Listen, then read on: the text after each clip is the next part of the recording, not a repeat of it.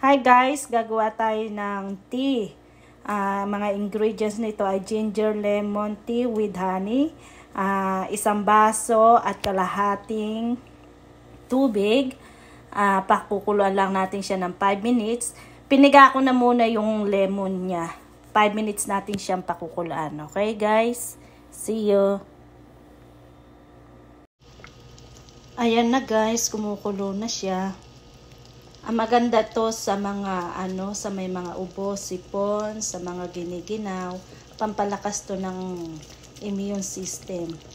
Lalo na sa mga bata, mahihina ang baga. This is very good and healthy and natural ingredients siya. Natural ingredients.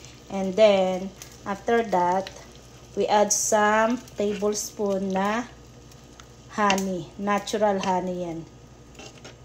Yan. Masarap yan.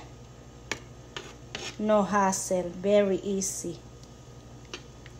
It's good for the immune system.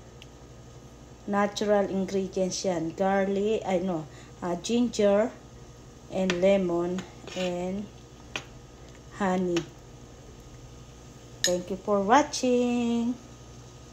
Ito na ang finished product ng lemon ginger tea with honey. Ayan siya oh. Yan yung mga puti-puti na yan. Yan yung natural na ingredients ng lemon saka yung honey. Masarap siya. Malasa talaga yung natural na ingredients. Lalo na yung honey. Matitaste mo talaga siya na wala siyang chemical. Natural sweet. Masarap siya.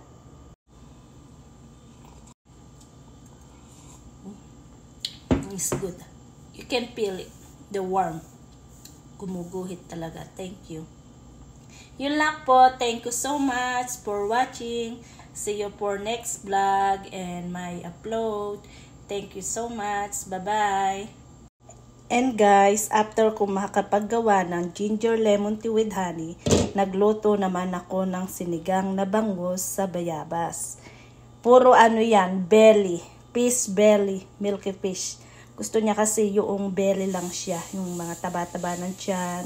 Na para ala siyang buto. Ay